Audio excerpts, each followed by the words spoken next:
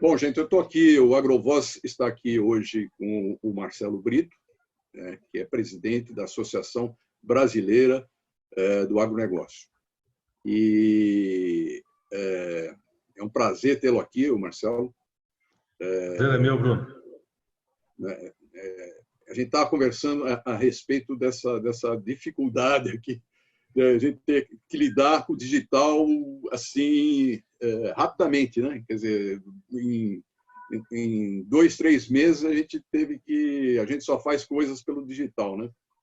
Todo mundo que era contra a digitalização ou que achava que precisava mais tempo, teve o tempo de 2 meses para aprender e fazer. Né?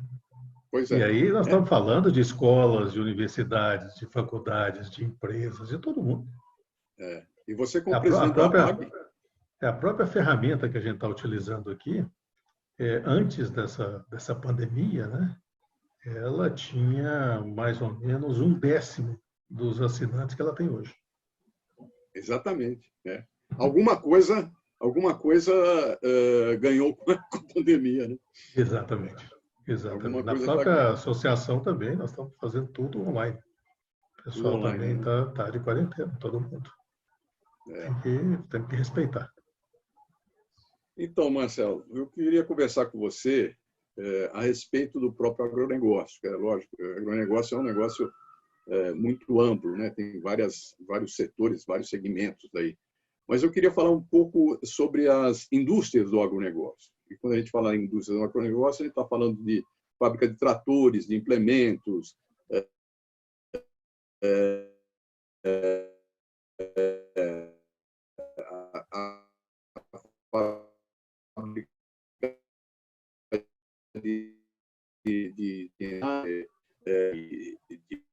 de agroquímicos, isso.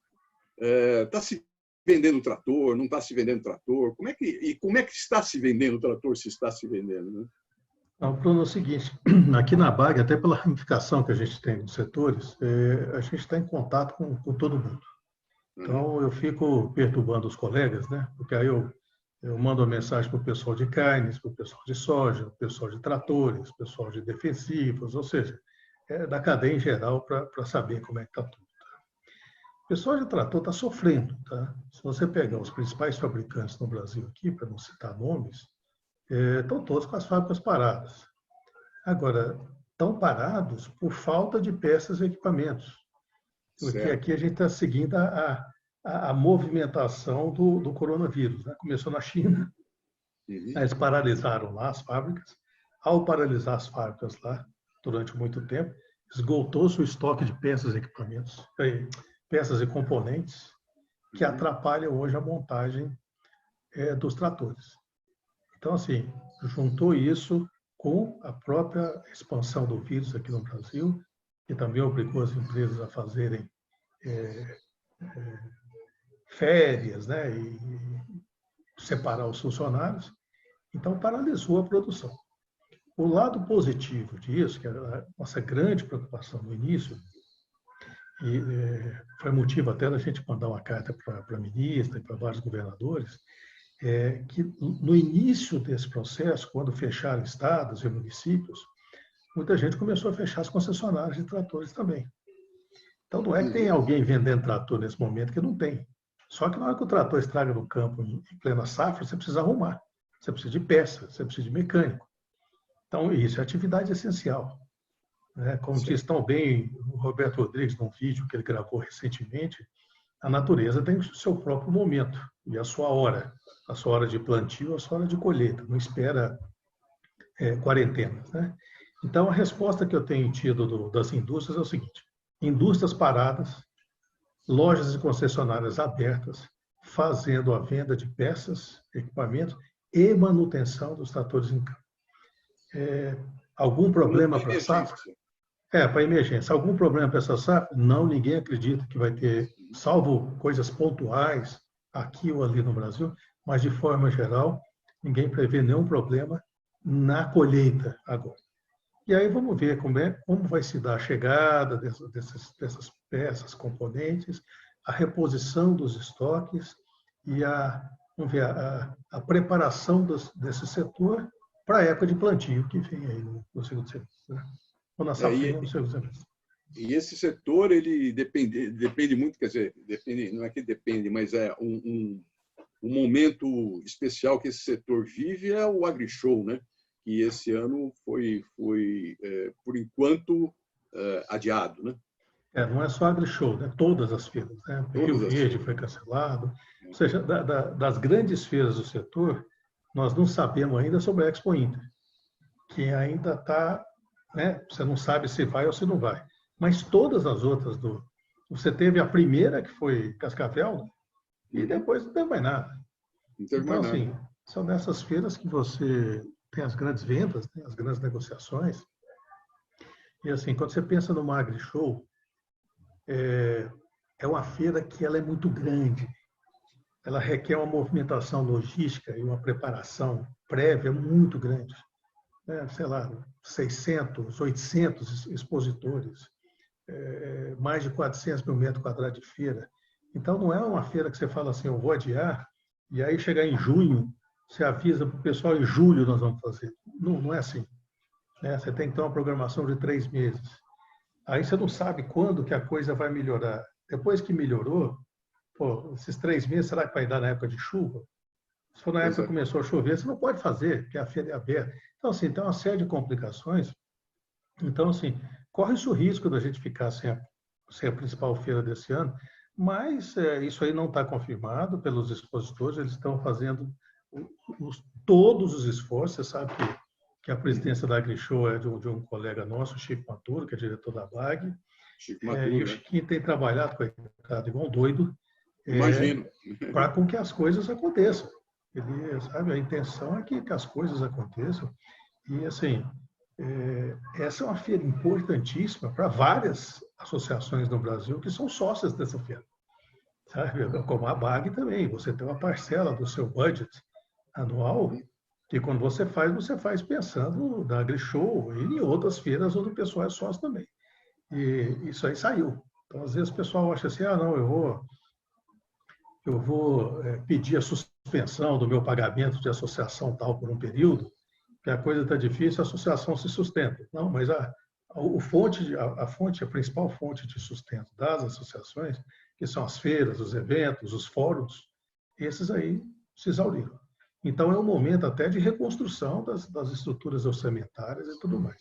Ou seja, essa pandemia ela pega todo mundo horizontalmente, transversalmente, não tem ninguém que não seja impactado, né? Uns mais impactados, outros menos impactados, alguns poucos que não foram ainda de nenhuma forma impactados, que são os grandes vencedores. Em toda crise você tem os grandes vencedores e os grandes perdedores. O Marcelo, aí nós vamos para o campo, né? Nós terminamos praticamente a colheita de soja, está no final, né? Uhum. E estamos colhendo milho agora. Sim, e indo tudo bem. Eu falei com o escoamento está indo bem. Olha, está tranquilo. Eu falei na semana passada com o Bartolomeu Braz, da ProSoja, presidente da ProSoja, e falei com o André Nassar, o diretor executivo da Biov. E ambos me falaram que houve uma certa dificuldade lá no comecinho, de logística, mas que foram todas superadas, mais por questão de prefeituras mesmo, né? Mas isso já foi superado e a safra de vento em popa, correndo tudo bem. Os portos voltaram a operar normalmente no mês de março, né? Houve o recorde de embarque de soja nesse mês de março, né? Volume acima de 11 milhões de toneladas, quase 4 bilhões de dólares de embarque. Então, assim, na parte de grãos, que sem dúvida alguma um dos grandes vencedores dessa crise toda, a parte de grãos, soja e milho, né? Preços muito bons, câmbio altíssimo. Esses dias eu assisti o Alexandre Mendonça Bastos falou de um estudo que ele fez, que é fascinante, né? Que a relação frete fazenda-porto no Brasil, em comparação com fazenda-porto nos Estados Unidos, por conta do câmbio atual, no Brasil está mais barato do que nos Estados Unidos. Quer dizer, isso é raríssimo e que mostra a felicidade dos produtores de soja, dos produtores de milho, que estão sendo muito bem remunerados e o produtor merece ser muito bem remunerado por todos os riscos que ele corre num país que tem uma agricultura sem o suporte do seguro adequado e sem os subsídios, como aí os nossos concorrentes de fora. Você vê agora os Estados Unidos, que o ano passado já tinha pago 26 bilhões de dólares de auxílio aos produtores rurais em razão da disputa com a China. Agora, nesse pacote de ajuda, esse pacote da pandemia, emitiu mais 23,5 bilhões de dólares de socorro à agricultura local. Então, quer dizer, não dá para concorrer, né? Nós brasileiros concorrer com uma estrutura dessa. Então, o que nos cabe aqui é realmente a bravura, a tecnologia e o ímpeto do produtor brasileiro, que nos dá tranquilidade. Olha a tranquilidade que nós temos hoje. Uhum. Tem país do mundo aí preocupado com falta de alimento. Tá? Exatamente. Aqui é o seguinte, nós temos uma crise sanitária forte, nós temos uma crise de saúde muito forte, que preocupa muito a população, só que, salvo algum problema da logística financeira e econômica, não falta alimento para a população. Tá? Então, hoje eu estava vendo que o pessoal do Cinturão Verde está com dificuldade de vender o seu produto, entende? Esse é um dos grandes perdedores da crise. Tá? Eu diria que o pessoal de frutas e hortaliças, primeiro que eles perderam uma parte importante da sua demanda, que são bares, restaurantes, cozinhas industriais, né, com plantas paradas, merenda escolar. Tá? Quantos milhões de alunos estão fora da escola hoje sem receber a merenda? Então, isso assim, é triste, hein? É muito triste. Essa questão da merenda é muito triste, né? É muito séria, porque em muitos locais do Brasil essa é a única alimentação decente que a criança tem no dia. Isso é muito preocupante.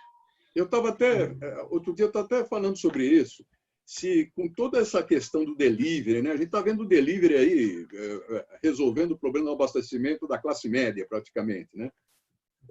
Se não seria o caso do governo do estado tentar fazer alguma coisa para fazer chegar a essas crianças a sua merenda, né? Eu vi uma reportagem com o Gustavo Junqueira essa semana, onde ele dizia que realmente o governo está preparando uma espécie de uma cesta semanal, onde cada aluno ou cada família do seu aluno vai receber na própria escola do aluno essa cesta, para contribuir além de você contribuir com o pequeno produtor, tá? Essa turma do Cinturão Verde, por exemplo, você também está contribuindo na alimentação dessa família. Agora, Bruno, esse é um desafio que ele é mundial. Essa semana a Índia anunciou, né? Ou semana passada a Índia anunciou que nos próximos 3 meses vai dar um suporte de 6 quilos de grãos, né? Trigo, arroz, etc. 6 quilos para 800 milhões de pessoas, 6 quilos por mês para 800 milhões de pessoas. São 5 milhões de toneladas de grãos a serem distribuídos em pacotes de 6 quilos na Índia inteira. Você já imaginou o que é a logística para você fazer uma operação? Que loucura, né? É uma movimentação de guerra. Tá? Então, assim, enquanto alguns países estão correndo o risco de, além da pandemia de saúde, ter uma pandemia de alimento, seja por falta de alimento, no Brasil, esse segundo problema nós não temos. Tá? Dá para a gente enfrentar de forma mais direta. Agora, a gente precisa fazer chegar a renda auxiliar às populações vulneráveis de forma mais rápida. A gente precisa fazer chegar a própria filantropia mais rápido. Tá? Eu acho que em crise a gente mostra o espírito que às vezes estava guardado, nos tornava seres de visão frontal e deixava aquele monte de invisíveis do lado. E nas crises parece que a gente acorda, fala, opa, peraí, eu estou enxergando aqui agora a parte da população que precisa. Então você vê assim, a ajuda da pessoa física e da pessoa jurídica. Hoje eu estava assistindo aqui a entrevista do governador do estado de São Paulo e ele relatou que o estado já recebeu de ajuda 210 milhões de reais de empresas privadas. Então isso é um negócio muito legal. Tá? Você vê a empresa se colocando. Ele citou o nome hoje de várias empresas que se comprometeram a não demitir. Grandes empresas do varejo, grandes empresas industriais que se comprometeram, não, vamos cortar a nossa carne aqui no nosso resultado, mas não vamos segurar, não vamos demitir. Isso é muito bom. Então, essa parte de solidariedade, ela também flui nesses momentos. Eu acho que E a inovação, né? A tudo inovação é também chega nesse momento, né? Porque você estava falando aí da questão do delivery, a gente estava falando, por exemplo, os restaurantes partiram para o delivery, muitos, né? Partiram para o delivery como uma forma de se sustentar, né? A gente está falando aqui, eu estou ouvindo, sabe o quê? O carro da pamonha está passando aqui. Opa! O carro da pamonha Passou está aqui na passando. porta. E Olha, tem eu estava surgido coisas muito interessantes. eu estava na praia, estava lá em Bertioga, e Bertioga fica perto de Mogi, né? E passava muito carro vendendo fruta, vendendo legumes, vendendo batata, tomate. Quer dizer, é uma forma. Isso daí não é que é agora, com a pandemia, sempre existiu lá naquela região. Quer dizer, e voltou. Essa forma de você aproximar. Eu estou falando muito em conexão campo e cidade. Esse é o momento de conexão campo e cidade. É um momento propício, inclusive, para se quebrar preconceitos, né? Sim, Entre sem o dúvida. campo e a cidade. Sem dúvida. Não, acho que tem um momento de reconstrução em todos os setores. A gente sabe que vai sair um mundo diferente depois dessa crise. Tá? Qualquer grande crise mundial provocou transformações no modelo de tendência, no modelo de tendência de consumo e da forma das relações. Eu acredito que nós vamos ter muito problema de relações multilaterais nesse primeiro momento. Tende a distensionar no longo prazo, mas nesse início agora vai ser aquele negócio fechado. Você vê que tem vários países já proibindo exportações de bens de consumo para fazer estoque de alimento local, com medo de faltar. Então, ou seja, nós vamos ter um rearranjo das relações internacionais nesse momento, tá? Nesse primeiro momento de curto prazo. E vai ser um momento muito interessante, onde vai caber inteligência logística, inteligência econômica, relações políticas estruturadas, onde o mais importante vai ser a gente tentar fazer a leitura do novo momento econômico e, principalmente, do novo humor da população. Tá? Que humor eu acho que muito pior do que a quarentena, isso que nós estamos vivendo aqui, tem tanta gente passando necessidade. Para nós, da classe média, ficar trancado em casa, tudo bem. Agora, o duro é o pessoal ir ficar 6, 7 pessoas trancadas no cômodo, sem comida, sem nada. Então, assim, eu acredito que essas relações elas vão sofrer mudanças muito fortes, muito fortes. E a gente vai ter que passar a entender e fazer a leitura disso de forma mais rápida. E quem conseguir fazer essa leitura vai sair na frente. Tá? Não tem a menor dúvida, tanto no mercado nacional quanto no mercado internacional. Só precisa tomar cuidado com o tiro no pé, né? Por exemplo, com o que o ministro da Educação fez aí, pelo amor de Deus, né? Olha, esse é aquele tipo de coisa, cara, esse é aquele tipo de coisa que não merece a gente nem perder tempo, porque é de uma inutilidade e de uma irresponsabilidade. Total, né? Sabe, uma irresponsabilidade total mostra assim, despreparo. Tá? Nesse governo, a gente tem uma parcela muito bem preparada, que é a que está comandando o show agora, mas nós temos aí uma parcela de ministros aí que é do despreparo completo, e essa educação ainda foi se meter onde não é chamado, né? Porque assim, sabe, o cidadão comum virar e falar, não, eu peço desculpa se ele me vender tal coisa a preço de custo. Os chineses poderiam virar e falar, nós acabamos de passar uma crise muito forte também, por que vocês não vendem todos os alimentos seus a preço de custo para a gente nos ajudar? Então, o perigo de uma autoridade falar esse tipo de coisa é ouvir algo diferente depois. Eu não acredito que a China, historicamente, ela não reage no momento da emoção. Tá? Ela pode mandar uma mensagem, igual está fazendo aqui, mas não tem uma reação contrária, comercial, alguma coisa assim. Eu citei a sua frase hoje. Exato, mas vocês não esqueçam. Da questão que o chinês ele não reage sob emoção, né? Ele não reage sob emoção. Você pode ter certeza disso. Agora, em algum momento, ele cobra, né? que ele vê que aquele momento ele vai cobrar essa peleja. Tá? Não tem a menor dúvida, sempre foi assim, está no Mais histórico. uma barreira, né? Está no histórico chinês. Está no histórico chinês. Eu me lembro, há muitos anos atrás, eu estava fazendo um MBA fora do Brasil, e eu tinha um professor chinês, tá, da Universidade de Xangai, que também era professor convidado dessa universidade na França que eu estava. E eu o questionei sobre a questão de contratos. Vocês quebram um contrato e tudo. Ele falou, não, você não está entendendo. Não é que nós quebramos contrato. Em primeiro lugar, contrato só existe porque pode ser quebrado. Se não puder ser quebrado, não existe o contrato. Existem cláusulas lá. Agora, na hora de negociar as cláusulas, o lobo sempre acha a sua ovelha quando está com fome. E, nesse caso, o lobo somos nós, que somos os clientes e os maiores compradores. E quem está vendendo para a gente são as ovelhas. Então, é uma questão de negociação, onde o peso do mais forte mostra resultado. E mostra mesmo. Isso está no dia a dia nosso. Né? Você tem que escolher até as brigas que você tem que comprar. Essa, com certeza, não interessa ao Brasil. Comprar briga com a China, que é o nosso maior comprador do agro, é o nosso maior comprador de minério e é o nosso maior fornecedor de dezenas de produtos que fazem a indústria brasileira funcionar.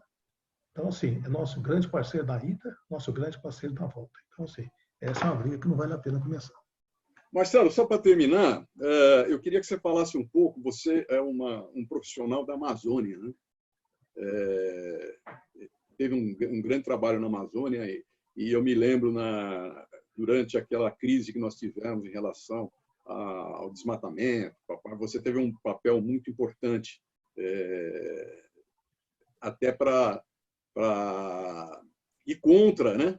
Não o agronegócio, mas ir contra as pessoas que pretensamente são do agronegócio e que desmatam, né? Como é que está a Amazônia nesse momento? Você tem notícias de lá? Primeiro, assim, eu quero deixar claro que eu não conheço um produtor rural legal que seja a favor de grilagem e desmatamento. Exato. O produtor rural, propriamente dito, esse que produz essa riqueza brasileira, ele é totalmente contrário à grilagem e ao desmatamento dele. Isso é coisa de marginal. Tá? Isso é coisa de bandido, de quadrilhas. Tá? É gente que ganha dinheiro em cima disso. Lamentavelmente, porque assim, eu não estou mais na empresa que eu dirigia antes, mas eu estou hoje num outro negócio que é focado em investimentos, inclusive agrícolas na Amazônia, especificamente na Amazônia. Então, assim, eu continuo lidando com agro dessa região. Tá? E, lamentavelmente, Bruno, os números de desmatamento desse ano com certeza sairão maiores do que o ano passado, porque enquanto nós estamos aqui preocupados com a questão de saúde, a grilagem está correndo frouxo, as polícias foram puxadas para os centros urbanos, que precisam dar suporte nesse momento. Tá? Então, assim, o IBAMA não consegue fazer fiscalização, as secretarias estaduais também. Grilagem e desmatamento correndo frouxo. Os números de alerta do DETER já mostram isso. Janeiro, fevereiro e março, os alertas demonstram um desmatamento maior do que o número de alerta. Tudo bem que o DETER é uma coisa, o PRODES é outra. Não fala com... Mas o número de alertas é muito maior e o pessoal que sabe ler essa tendência, que acompanha, são estudiosos dessa questão do desmatamento, já apontam que nós teremos novamente um aumento do desmatamento. E isso é muito ruim, porque depois que passar essa poeira, onde a busca é pela sobrevivência econômica, e primeiro pela sobrevivência própria, né, da sua saúde, da sua família, depois pela sobrevivência econômica, da reestruturação do seu negócio e fazer andar, o mundo volta ao normal. E ao voltar ao normal, dentro do médio prazo, a notícia que nós vamos estar entregando para eles é que tudo aquilo que foi gritado contra o país no ano passado vai retomar. Nós vamos ter uma reunião agora em poucos dias, com o vice-presidente Mourão, que lidera agora o Conselho da Amazônia, e esse é um dos pontos que a gente quer levantar para ele, porque a gente tem muita preocupação.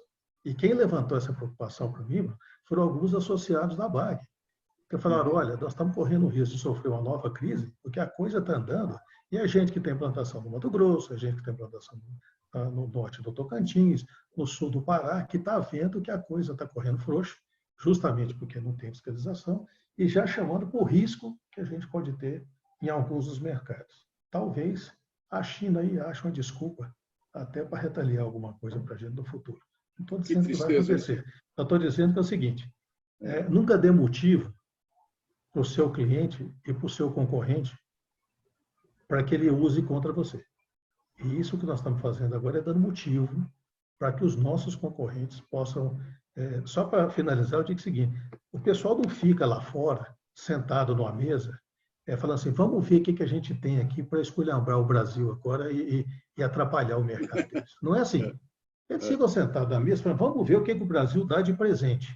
E quando a gente dá de presente para eles, coisas como essa, tá? A Amazônia deixou de ser uma região do Brasil. O Brasil é a Amazônia é o Brasil. Sobre a visão do mundo, do consumidor mundial, dos formadores de opinião do mundo, não existe essa distinção entre o meu produto é do Rio Grande do Sul. Não, o seu produto é do Brasil, e o Brasil é a Amazônia, como a Amazônia é o Brasil. Então, se o Brasil está bem cuidado, a Amazônia está bem cuidada, e vice-versa. Para nós que operamos o mercado internacional, sabemos que isso é importante. Em alguns países, na escala maior, em outros, na escala menor da população, mas a importância da Amazônia, em escala global, essa é intrínseca a qualquer um, e não tem discussão sobre esse assunto. Nós falamos aqui com o Marcelo Brito, agradeço a sua presença, Marcelo Brito, a sua presença pelo digital, né? pela tela, e estou torcendo para que isso acabe logo e que a gente possa tomar um café lá na BAG e conversar. Com certeza, Bruno. Olha, eu não vejo a hora, sabe, de a gente poder sair, encontrar os amigos, tomar um cafezinho, bater um papo. Na Avenida que não Paulista, seja por que vídeo. é tão gostoso passear por lá. Exatamente. Prazer em falar contigo, sucesso aí nessa iniciativa tua, tá? Que você consiga expandir pelos quatro cantos do Brasil as novidades, a tecnologia, a inovação e as coisas boas que o agro faz para esse país todos os dias. Obrigado, Marcelo. Até a próxima. Um abraço, amigo. Tudo de bom.